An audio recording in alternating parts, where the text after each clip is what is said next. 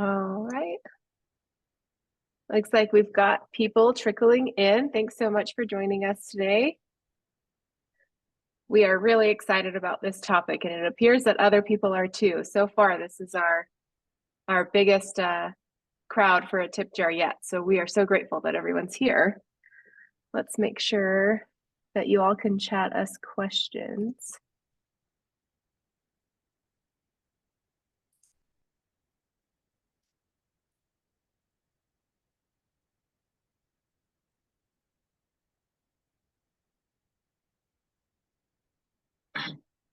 All right, we'll give it just another minute so that people can trickle in, and we will get started.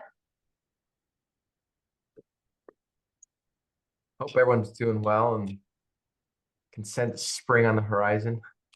I know these longer days are just getting out of work and it's still a little light. It's like, there's hope in the air. It's kind of weird this weekend, though. We went skiing and the snow was already slushy. I ain't mad about that. All right, really? I'm in Salt Lake City, and Mike is down in St. George, which is a much warmer place. But yeah, I was just on my last call. I was talking to folks. We're about a 30-degree difference today. It's about a 3-hour drive, and it's going to be 30 degrees difference, which is crazy. Wow, that is wild. I didn't realize it was that much warmer in St. George.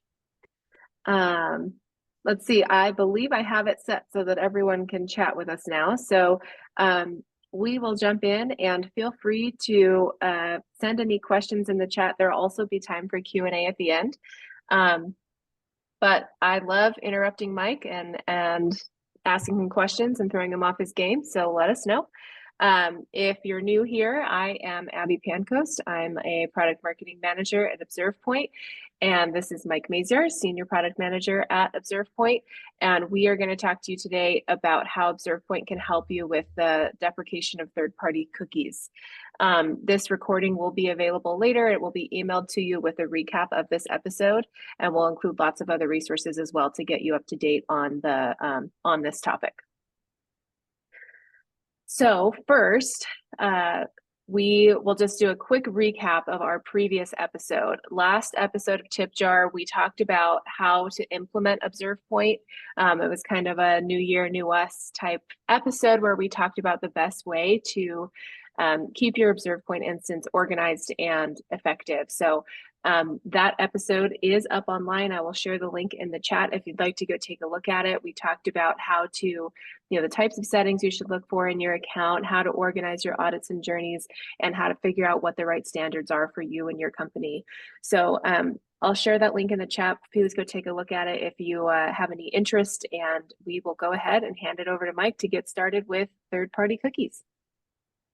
Awesome. Thanks, Abby. So there's been several different events or webinars from ObservePoint on this topic, but more talking about it holistically and just generally what it is and why this topic is important. So I'll probably refer to those webinars quite a bit through this episode today, but I'll give you kind of a light preview of what it is and why it matters. And then if you want to get any further understandings or learnings, we'll be sending out links to our previous data chat lives, which I was reviewing it yesterday after already listening it previously about a month or so ago, and just so impressed with the information there. So if you have time, please add that to your agenda. But anyways, let's jump into it. So we're going to talk a little bit about what is third-party cookie deprecation in general. Something that's been going on for a long time, but it's really caught a lot of momentum as of late. And then who does it affect, and also then from there, why is this important, and essentially how ObservePoint can help you be prepared and ready to adapt to this next change. And then from there, what is next, right? So you're testing with ObservePoint, you find some issues, what's next? And then I've thrown on a little bit of a bonus here at the end. We'll touch on kind of new product overview. So I'll be meeting over product. Of course, I'm going to want to plug some products any chance I can get. So we'll talk about things that have been recently released and give you a little sneak peek of what is coming here in the next couple months. So awesome. So what is third-party cookie deprecation? This is something that's been in the talk, especially from Google. I don't know, the last 4 or 5 years, they've been threatening with this kind of agenda. But other players in the space like Safari, even some of those third party, you have DuckDuckGo's and Brave and different browsers that have been already doing this. They've already been blocking third-party cookies. They've been doing this. But so why are we talking about all of a sudden now? So I'll cover here in a second. But Google Chrome has now really started to follow through with their words and what they're planning here. So they have started essentially as of January this year, 2024, 1% of their traffic is being opted in to visiting websites without third-party cookies. They're blocking them. And so this matters because, hey, they're starting to do this now, and they're giving us about 3 quarters roughly to get figured out and adjust our websites to comply to this. And so what ObservePoint can help out with is testing this and seeing if any UX or functionality your websites are tracking is lost. So you can see here, well, 20% of users, with Safari have been already getting blocked for the last little while, but with Chrome being the big player in the space, and I think everybody uses it at some level, is now most of our traffic, And so depending on your vertical, I know with retail stuff, we have a lot of Safari users, but then you go into some other spaces, a lot more B2B, you're very heavy Chrome or perhaps even Edge, which is built on Chrome. And so things that you may have been thinking are just working great are no longer going to work great now because you just haven't had traffic to pop up those anomalies. So kind of why this matters, We have I already mentioned with the functionality, perhaps not functioning on your website if it's relying on these cookies to load through JavaScript or act a certain way. Tracking that you've been dependent on, If you've been, if we think about the history of kind of, third-party marketing and things, as contextual at first, and then it got very targeted. Well, now we're going to go back a little bit to the contextual base, which I'll talk about here in a little bit. But those targeted approaches you take where you know so much about these users is going to be kind of thrown out the window unless you make some changes. And why does this matter right now? Well, we're shockingly already at the end of February, which is just crazy. 2 months into the month, or to the year, I should say. And here's the timeline that Google is giving us. They've already started this 1% third-party cookie restriction. And here Q3, Q4, I'd guess probably more Q4 knowing Google. They keep delaying everything they seem to do. That we will have this kind of be the all or nothing of third-party cookie phase out for. So you kind of have till the end of the year to kind of get this figured out. And given that 2 months has already flown by just like that, this will be here before we know it. Just of note, there are some band-aids you can do with Google to kind of delay this. You can actually request an opt-out of this 1%.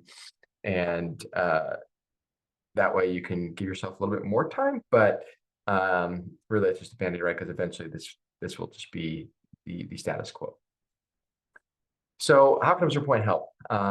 We are doing our best to be attuned with these rapid changes and want to help you be prepared. And so just last month, we introduced a new feature where you can actually simulate this behavior of turning on the ability to block third-party cookies and replicate the behavior that these 1% of users would now face. And so this is available in both audits and journeys.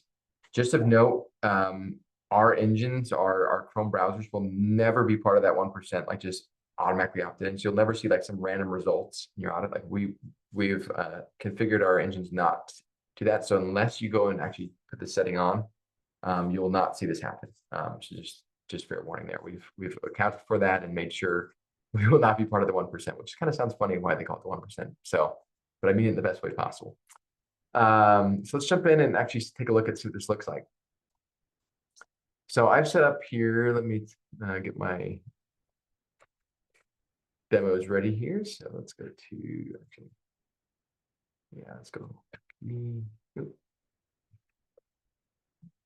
Perfect.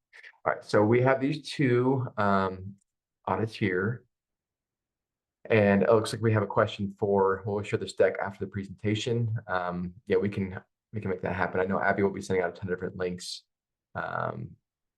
to all the references that I've been using today, as plus my deck as well as some others. So let's open this. So I have two examples here I want to go through. We have a web journey and we have a web audit.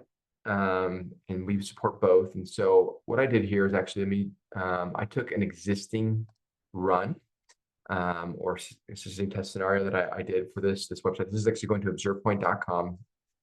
We do have a consent management platform, so I went ahead and opted into that. And we can see in my quick inventory here that when we just naturally go to ObservePoint.com and we say, hey, go ahead and allow tracking, you can see we had a total of 48 unique cookies, and a good chunk of those, right, 30% or so that are third party. So you can see ObservePoint's going to have some work to do. It's ourselves of getting compliant here, or updating, not say compliant, but just updating so we can get expected output and tracking that we want to see here before the end of the year.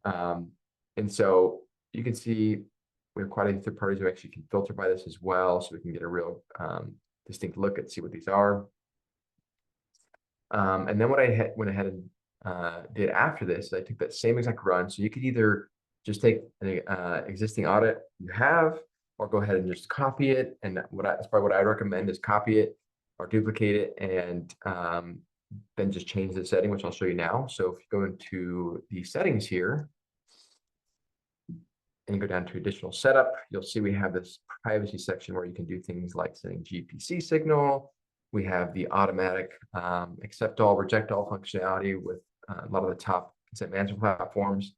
Then we have this new toggle here, which I've toggled on, and you'll see the results here in a second, where we'll go ahead and block all third-party cookies. So once you've done that, you can click toggle that on, click Save Changes, and then what I would do is just click Run Now, or like I said, just copy and redo that setting, and then I go from there. So once I did that, so you can see I did this run here yesterday afternoon, 3:18. So I got us really fresh results. We had 17 third-party cookies. And then as I went ahead and blocked these cookies, you can see those first-party cookies are still there, and we now have no third-party cookies. So what I would do from here is, okay, typically when you're setting up, when you're set up inside of ObservePoint, right, you're going to have some standards that are in play. And when I talk about standards, those are going to be alerts. So any of these metrics up top on any of our reports, you can set threshold alerts on. So whether it's the count of cookies, it's the tags that you expect to be present, or performance that you expect it to adhere to, you can set alerts on all of those types of things. We also have another layer of standards, which is our tag and variable rules. This is where you want to go and look at the variable level of information when it comes to tags. So this is like, hey, I expect, the custom dimensions for Google to have certain outputs on certain pages, or for Adobe, I expect my page name and channels to be set a specific way. Those standards, you still want to make sure that are applied for this test case, so you can quickly identify, did anything change that was critical standard for me when applying this new third-party cookies. And the last here is the consent categories. This is where you can define which tags, cookies, even network requests that are allowed to be set under certain scenarios. So for an accept all, right, you're gonna have many more tags that you're expecting to perform or to load, where if you're opted out, you expect, right, to see much less, or you should have much less. But in our case, we've seen a lot of customers even have third-party tracking even in the opted out state. So all those standards, I would make sure you have applied in these tests. So really just duplicating your existing tests, whether it's for GPC, opted in, opted out, or just your standard default crawls.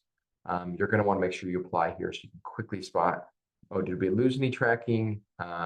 did we see some cookies that we were expecting to see not be there anymore that we need to now make some changes? And I'll talk about what those changes will be here in a second.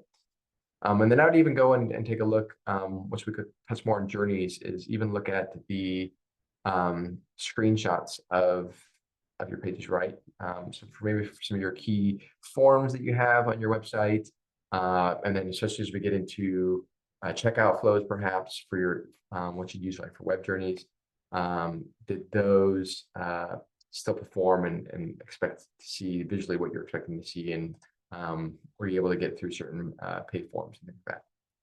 So that's audit. So it's a really easy setup. So it's just either duplicating or copying an audit, and then or just taking an existing audit and changing that toggle and then rerunning it. And it's the same thing for journeys. So if we go take a look at journeys,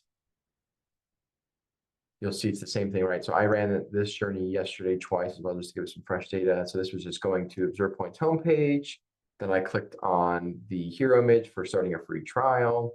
And then I ended up, hey, let's go ahead and check out pricing. I kind of, I wanted to see what a free trial was, but before I do that, maybe I want to see how much this thing's going to cost me, right? And so I went ahead and did that step, and you can see here as we went through this, I interacted with these buttons, right? Because that's one thing, cookies will load on page load, but they'll also load when you interact with buttons, right? And so that's another layer of where cookies and tracking can take place. And so as we go through a journey, you'll see we saw, as I click on these buttons, more and more cookies load. And so we saw a total of up to 44 cookies. And you'll see a nice mix of first and even third-party cookies here loading as I went through this journey. So this is where you can really test out the functionality piece and even tracking loss when you make these updated changes of third-party cookie blocking. So if we go to the next run, you'll see dramatic drop right here. So now on the home page, 9 cookies. And then as we went to the next page, 30 cookies. So I was up at 40 to 10 less cookies. And then same for the last page here of pricing, right? Still about 14 less cookies than the previous run. And then you can also use in journeys, which is really nice, the built-in kind of tracking of changes for your tags. You can see here's the differences in run to run of what tags loaded, right? So do we see any big changes here of tag presence when I made these changes? And so not too bad. We saw one less LinkedIn insight. So just little things that you can quickly spot check to say, okay, is there anything breaking visually?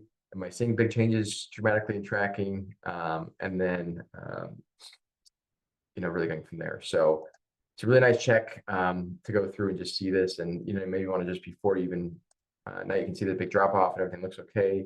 Now you need to go through and do the work of saying, okay, if I have these third-party cookies, what ones are there and what changes I need to make next? So let's talk about those changes. So for these third-party cookies, these will be no longer present. So A, do I care about them? If I do care about them, B, what are the next resolution steps? So let's take a look at those. So we jump back over into the deck. Here's kind of your resolution steps. So as of today, these are being blocked in Safari and kind of some of those other privacy-centric browsers. But for the bulk of your customers, right, that are using Chrome, what are the things you want to do to especially keep tracking of them? So for non-cross domain functions, so if you're wanting to keep these third-party cookies running on your own website, first thing you gotta do is change these to a first-party context, if that's possible. I'm assuming most of these vendors are going to be adapting as to make these changes to make that possible, right? Adobe did this a long time ago when they went from third-party domains to the kind of first-party domains. So it's very similar to that kind of thing. Or what the next thing you can do is actually use a new value inside of these cookies, which is called the partition key. And so I'll just cover it lightly, but if you want a lot more in depth, there's the Privacy Sandbox documentation that Google has that I'll share with you. And then also the third-party data chat live that I referenced earlier. They go really deep into this and kind of show you exactly how this works. So if you want a good understanding, I would refer to there. But just at a high level, this will allow you to define a domain that this cookie is allowed to be set on. So if this value is set and it has a domain defined in there, then Google Chrome will allow this cookie to load and function. If it does not have the domain set, and you're not matched the domain in the top in the URL bar, that cookie will not work there. So that's the thing you're gonna have to start using, is kind of those two methodologies if you want these third-party cookies to keep working. But for cross-domain, Google has introduced some new things here to allow you to take advantage of this. It's not going to be targeted where it's like very specific, right? Where I can go to one website and look at maybe it's I go to Amazon and search Nikes, and then all of a sudden I'm getting a targeted ad for Nikes as I go to another site. It won't be that specific. It's going to be a little more anonymized in general, where they have this topics API in their privacy sandbox that allow you to call those APIs and get information about that user, but much more generic. I think there's like over 400 different kind of categories in here that you can reference to kind of get a general interest of what that user is, and to kind of to retarget there. Or you can update what is called related website sets as well. So those are kind of some of the steps you can take. There's a ton of good information, which I'll share, or Abby will share, as far as the exact documentation of how to do it. But those are the steps, right? Once you see this. Looks like we had a question come in, so I'll take that since we're live here. So it says, yesterday I was working with a cookie inventory report and noticed that Google had 4 third-party cookies, at least one on our audit, or at least on our one audit. Will those be removed by third quarter also, or can we expect them to be switched from first to third-party cookies? Really a good question from one of my favorite customers I used to work with, Marilee. So most likely, and I'll touch on this shortly, is those Google technologies or cookies they're probably already using this partition cookie. I have favorites, and I have a lot of favorites. Pretty much everyone's my favorite. And so, but Marilee is special. We worked a lot together. So, but anyways, to answer your question, most likely that's already using the partition cookie or partition key attribute. If not, then Google probably will move them to first party. But I'm assuming it will. And what we're going to do actually, as we get to our next steps here, is in my product preview, our next thing we're going to be releasing is the ability to see which cookies are partitioned. So we're going to be adding a new filter of partition. So you can say, hey, what cookies have a partition key set? Then we'll also be showing that in all the metadata about cookies, right? Like whether it's secure or not secure, all that stuff. We're going to be adding another value, both in our reporting and exports, to see which ones have those partition cookie values. So you'll probably still see, even after this fact, in your ObservePoint audits, you will see third-party cookies still showing up. It's not like they're just going to disappear. They're just going to be adapted and using different, whether it's partition cookie or using the topic. There's going to be different things you're going to be doing that will take place. So if it's not, then they'll be disappeared. But if you see them, that's probably what they're doing. Is it's one of those couple methods. So as I mentioned, through all these topics here, I referenced there's a couple things. Resources.observepoint.com, phenomenal resource. We have on there the cheat sheet here. So this is just a little, I guess it's a 2-pager, but it's front and back, right, of all of the things I just talked about. So you can print this out, have it on your desk, and just kind of always refer to it, or just save it on your desktop. Really, really handy to just kind of reference.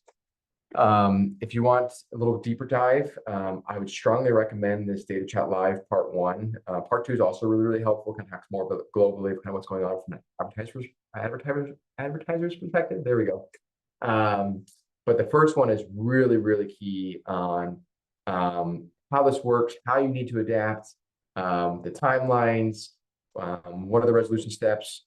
If I go server side, not server side, does that matter? Just spoiler alert, it does not matter. But everything you need to know, I strongly recommend listening to that. And then Google Privacy Sandbox link as well. Super, super helpful. This is where Google is headed, and it's really obviously they've been the big player in advertising, cross-tracking people forever. I mean, they know everything about all of us, but they have this new API that kind of anonymize information about everyone, but we can still do our jobs, right? So that is that. So let's talk about product releases. So I just mentioned upcoming already the partition cookies. We'll be supporting that, right? So we're blocking these third-party cookies. We've already seen customers say, hey, I'm seeing a third-party cookie.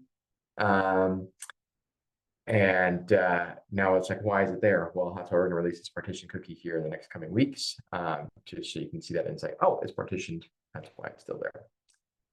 But in the meantime, what we've already released. So this is non-related to kind of third-party cookie things. These are just other things we released that I thought were really notable and wanted to plug as the key product person here at ObservePoint. And then if you have any questions while I'm going over these releases related to what I was just talking about, we will have a Q&A here at the end. So you can start thinking about those. But a couple of things I just wanted to mention in case you missed them over the last month or so is we now allow you to set individual user audit limits. So if you want to kind of keep everyone in check of how big of an audit they can take and how much usage they can take of your allowed volume, you can now go define those at the user level. So this will mean, hey, let's say it's Sam can no longer, create audits over 10,000 pages or something, right? So you can go ahead and define that limit for her. Next, we've got runs by ObservePoint employees will not count against usage. What does that mean? So when you're on a phone call with your customer success rep, or maybe your account, your sales guy at ObservePoint, and they're demoing stuff in your account, you're like, hey, you just ran that audit. That's cool. You showed it to me. You just now cost me 1,000 pages or something. We've now made a change. So when an ObservePoint employee goes into your account and is demoing you something like a new feature, or maybe you ask them to set up something and say, hey, how does this work? And they click that run now, whether it's an audit or a journey, that usage will not count. So we want our end users to be exposed to all the greatness that ObservePoint can offer. And so hopefully this will help you guys get set up a little bit faster, getting to new use cases or maybe just your core use cases by ObservePoint setting up these things for you and not being billable for you. Another cool little feature we just launched as well as we had this in alerts. When you created an alert, you could say, hey, I'm going to check this box. And anytime we go and create a new audit or data source, that alert will automatically be applied. Well, we've now introduced that functionality for both our tag and variable rules as well as our consent categories. So anytime you create a new consent category or edit consent category or tag and variable rule, you can now see a box in there to check it, and that will automatically apply to all new audits or journeys. And so that's just a way to make sure your standards are your standards and they're automatically getting applied when you create something new. And lastly, this was a huge effort. One that actually really helps the privacy use case, especially on the request domains and geos report. We couldn't accurately track where network requests were coming from when we were using our different locations around the world because they were using a proxy. So they were always saying from that specific proxy. But now all of our locations, and the list is growing. I think we're at 19 locations, and we have a 20th coming on the way here in the next couple weeks. But all of our locations are actually running now natively in those locations. So if it's in Ireland, if it's in, we just added one in India last week, those is actually running, those locations are actually running there natively. So meaning we're no longer proxying traffic across the world to go to India, then back to our native location in Oregon. These engines are actually hosted and running there locally, which is going to be a huge win for probably see a little decrease in performance or increase, I should say. And it'll help you with your privacy testing as we go to these different locations around the world. So big little win. I would say it's kind of behind the scenes. That's why I call it, but it's actually a huge win, I think, for you guys as you test your different use cases. And just quickly as we look ahead, I mentioned about the partition cookie reporting. So that'll be coming next. So as you test the third-party cookie blocking feature, and you go, oh, what the heck? Why is this third-party cookie there? You can just see in line, oh, it's using the partition key, and that's why it's allowed to be here. If it's not, we'll have some other issues there. And then kind of continuing with that usage theme that I just mentioned in our last couple of releases, we have an all new usage report coming. And so this is going to be based on your contract term dates. So whether it's a 6-month contract term or a 12-month, 15-month, 30-month, whatever it is, it's going to be based on those. You can actually track your usage related to your dates and not have to guess on a kind of a last rolling 12 months. It's also going to support filters. So what this means, great use cases. We have a lot of big enterprise customers, and they assign teams to folders, and it's really hard to know, well, how much is that team using versus this team? I don't want to use too much of my usage. You can now filter by folders, individual users, labels, all sorts of things to see how that usage is being used or allotted against your allotment. So you can really see across your account how that's going. We're also introducing forecasting, so you can say, hey, when am I going to hit my limit, or am I not going to hit my limit? When am I going to go over? Things like that, all online, so you can have it really comfortable with what you're doing. There's also all new alerting here, so you can get alerted on all these different ways to slice and dice this report with those filters. So you can say, hey, alert me when this team is nearing 90% of this usage that I want to set for them. Another big one here that's coming out this report is allow overages. So there'll be a toggle here that will say whether or not you want to be allowed to go over the term limit that you've agreed to with ObservePoint. So you said, hey, I can do 1 million pages a year with ObservePoint, and I don't want to go over that. You can toggle this on and say, don't allow any audit or journey to go over that, and we'll honor that for you. Or you can toggle it off and allow it to go over, and we'll show you the price it'll cost from there. So that's some really nice things that'll help all of our users. And once this comes out live, I'll probably back up this call demoing this all for you. And then the next huge thing that's coming out from ObservePoint is the ability to send emails into ObservePoint and have all the links from there be validated and be parsed out from those emails and out of those links from a tagging perspective, privacy perspective, and also kind of a performance and experience perspective. So it's be a new way for you to test probably some of the most key and most critical pages that you have, and especially ObservePoint has. I mean, email is our #1 channel to get ObservePoint information out into the world, and so these pages will be key in validating, and so this is the next kind of big product that ObservePoint is launching. Looks like we have a hand raise. I don't know if you want to type a question in, or if there was a question that I missed. Abby, did you see a question or the hand raise? There are some questions in the direct Q&A. Those happened a while ago. I think that you've handled most of them. Okay, I just saw a hand go up, but then I didn't see questions. I don't know if we missed it. Anyways, so just wanted to let you know all these features. These are you don't have to upgrade your contract or anything to take advantage of anything I talked about today. This is available to everyone. We recommend jumping out and reaching out to your support rep at ObservePoint, or jump and join our ObservePoint community Slack. This is where we do a lot of product launches and releases there. We get feedback on prototypes there, and we'd love to have you part of that community. So please, if you want to get more information or get this up in your account, just shoot an email to support, or if you know your contact representative, go ahead and just email them directly today, and should be happy to jump on a call ASAP and get these use cases set up for you. And then I'll touch real quickly. We do have a feedback portal inside of ObservePoint application, and so you can go to the help icon, click on feedback portal. This is where you'll see everything that's being launched by ObservePoint, everything that's coming up next with ObservePoint, and then ideas we're considering. And you can also submit new ideas. I read through every single piece of feedback that we get from all of our end users, whether that's internally or externally. There's probably dozens that are submitted every day, and I read through them, and we take them all back and aggregate them and score them, and it drives our roadmap. So the more we can hear from you of what you're needing and your ideas, we love them. So just keep those coming, and if you haven't submitted them, start sending them. We love it. So I just want to put a plug for that. Yeah, Q&A. Any questions you thought of as we went through these kind of upcoming product things, or back to getting set up to block some third-party cookies with using ObservePoint?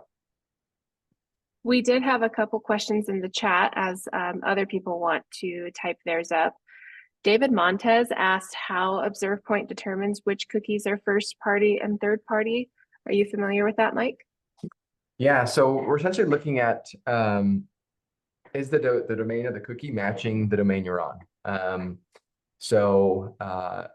Let's say you have a Google domain set in the domain of the cookie and you're on your home site, let's say it's abc.com, then that's considered a third-party cookie.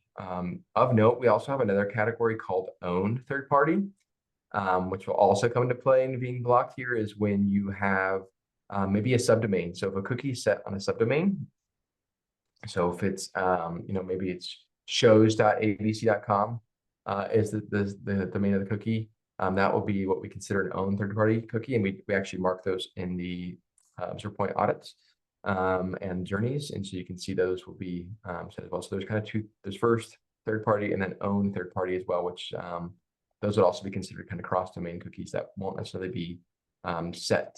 They may be set but not actually functioning when you're going from a subdomain as well. Cool. Abby, another question you had? There was one more. This one's anonymous. They were asking about how these changes will affect monitoring for data privacy in Chrome. Yeah, so that's I don't know if it'll necessarily change how that works. It's just more of if anything, it's giving the consumer a little bit more privacy, right? Because you can't just know every single thing about them now. Where they were, what they were looking at, what dates they wanted to go on vacation, all those kind of fun facts that the browser will know about us. With this privacy sandbox, Google's going to be taking some information and tracking some information local to their browser, but it's going to be much more general and anonymized. And they're even going to be throwing in some other random things about that user, so it's not just so targeted. Like you won't know specific things; you'll just know their general interest, as opposed to their specific interest of they like waterproof backpacks or something, right? They'll just maybe like hiking or something in general. So, but from a privacy perspective, what you need to do kind of the same things you've already been doing, right? As far as tracking what cookies are being set and not set in different states, whether they're opted in, opted out, or if they're only doing functional. You shouldn't have any third-party cookies in those aspects anyways. And if a lot of your users probably already are using Safari, so they're already getting blocked. So I mean, I don't expect a lot of changes from that aspect. It's just changes we're gonna have to make to kind of be able to watch and adapt to being able to target our users and give them the information they need. Cool. I don't think any other questions have been sent through. If you do have questions, feel free to still type it in the chat. We got another one. From Brian Burkholder, Mike mentioned something about server-side versus client-side server setup and that it doesn't matter. Can you expand on that comment, Mike? Yeah, so I'll expand a little bit, and then I'd also refer you to that other data chat live that I mentioned. They go like 5-10 minutes into it. So essentially, right, this information when it comes to third-party cookies, right, that whether you're server-side or client-side, those third-party cookies are still being read and used the same. And so the effect there is kind of no difference, right? And so today, if you're server-side, you still depend on those third-party cookies to get your information and to retarget and to have your site function. And so it'd be the same aspect of today. So it really isn't a difference from kind of, because one is your own data and this is still third-party data that's living outside the thing. And so when it goes to first party, it'll still act the same. And so that's kind of my short answer there. But like I said, they go about 5-10 minutes into a much kind of more diagrammed answer on that other aspect. Awesome. Thanks. Well, I think that our questions have slowed down.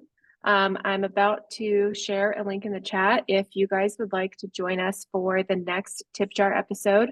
We'll have Jared Wilbur hosting that one, and we'll be talking about how to interpret an audit report. This episode will help you understand what to look for in an audit report so that you can get value out of all of those pages and not just going through the overview pages. That registration is open now. That episode will be on March 19th. And again, if you register, we'll automatically send you a recording. And so it's okay if you can't make it in real life. And that link is in the chat. We've got one more question. You guys can keep hanging around and keep throwing questions at Mike. We love that. And if you're all done, feel free to take off. We've got another question from Brianna. Do we have to use your consent setup, or can we integrate what we're already using with ObservePoint? So no changes with ObservePoint. All you'll need to do is just a new use case that you can use your existing tests or audits or journeys that you're running today and just duplicate them and try third-party cookie blocking. And if you're already using the automatic opt-in, opt-out states in those, then you're good to go. So you won't have to make any changes. It's just a new way to test or in a new use case that you can use. You can kind of duplicate your existing use cases, hit the toggle, and that's really all you're testing for. And then looking at the results to see if anything, looks different to you from a tracking functionality perspective from there. Cool. We had a similar question from an anonymous attendee, but I think it might have been Brianna. Okay. So any other questions? You see people are starting to trickle out, but we have held Mike captive for quite a while, so feel free to keep sending through questions. We're really glad that this is if you have any content. questions, always reach out in the community Slack or directly to your ObservePoint rep, or even email me at mike@observepoint.com. Always happy to help here as we're adapting to this changing world. So. All right. Well, I think we are winding down. Thank you so much, everyone, for joining us today. We really appreciate your time. You will get this recording, a link to the deck, a link to all of the references that Mike talked about, hopefully by the end of the day, maybe tomorrow morning, and we will get that out to you as soon as possible. Make sure you reach out to myself or Mike if you have any questions, and we can answer them or direct you to the best person who can. Thanks, everyone. Have a great day. Bye.